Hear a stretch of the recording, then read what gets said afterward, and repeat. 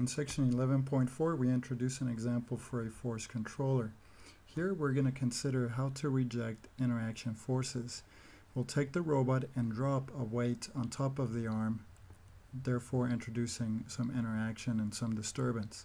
What we want to do then is reject the disturbance and return back to our attractor point. In order for us to sense the interaction force, we'll need a sensor that can tell us how much force is being applied to the robot. So we use the force torque sensor.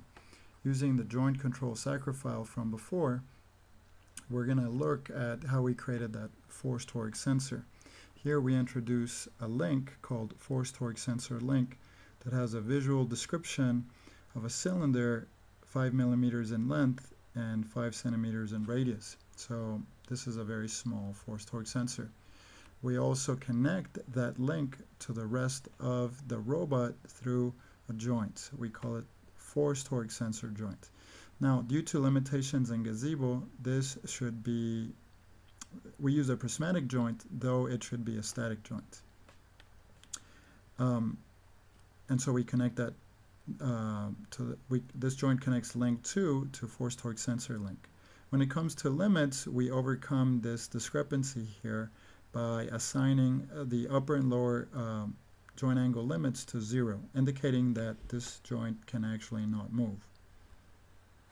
Then we introduce the Gazebo plugin, where we use the force torque sensor joint as a reference for the plugin, and we use the ROS force torque sensor library for this purpose. The update rate is 1 kilohertz, same as the speed of the Gazebo feedback loop. And then we have our topic and the reference joint. Here we can start by looking at the behavior from just running a position joint controller. So we open Gazebo and launch our joint position controller as before. We can look at the force torque sensor topic and notice that we have a geometry messages stamped wrench message where we can find the forces and the torques. The next thing we're going to do is try to stretch the arm out so we can use a ROStopic pub and set the joint angle command to negative 0.2 radians to nearly extend the arm. After that, we'll be ready to drop a weight on the robot and analyze the force transients. The force transients can be analyzed by using RQT-plot on our force topic, and we can drop the weight simply by calling the ROS launch file on the example models package at cylinderweight.launch. This weight is a 10 kilogram mass that is dropped on the extended robot from a height of 4 meters. Here we're using a small gravity set to negative 0.5 meters per squared second. And then once we look at the force torque sensor signal, we see this yellowish brown line like this.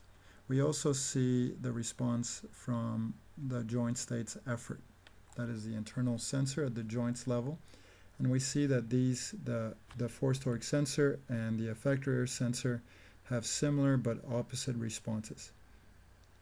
One other thing that is interesting and important to see is that it's taking a long time for this controller to reject disturbance. So one of the reasons for that is that the extra weight right now is making the resonant frequency lower or slower. Before it was 3 hertz, now it's taking many more cycles for us to reject disturbance. That also means that the effect of the damping is not as strong in the presence of additional weight. And another thing we can do is understand more the relationship between the wrench sensor and the effector or actuator sensor. Here for the force in the z direction we have negative 38 newtons, while for the actuator we sense a force of 43 newtons. So we see that they're similar, but they're also opposite in sign. Why is this value larger than this one? Well, mainly because the motor has to support not just the additional weight which is the payload of 10 kilograms, but also the weight of the link.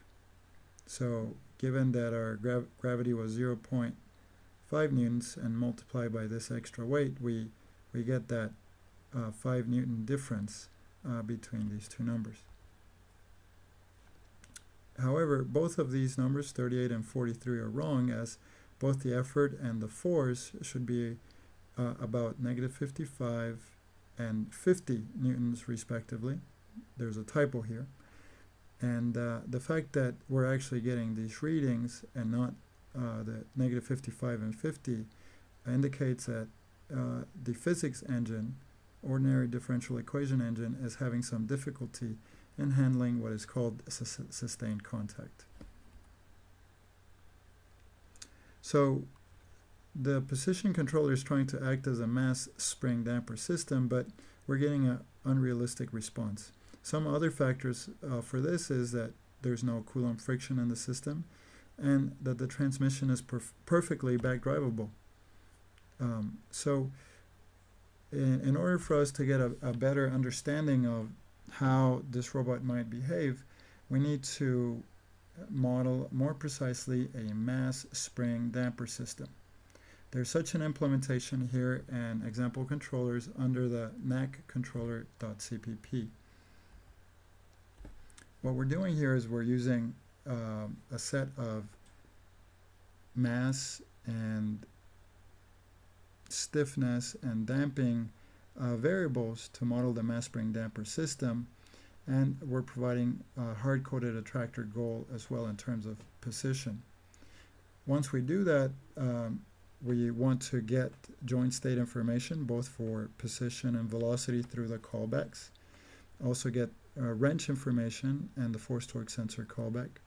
And all of this will allow us to compute first net force, then ideal acceleration, and finally an ideal velocity that will help us to better reject disturbances using the current model.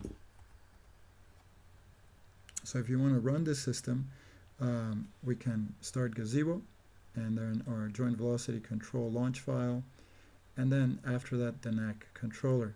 And to study the response, we can use RQT-plot and look at the force torque sensor topic and also the joint states for position and effort.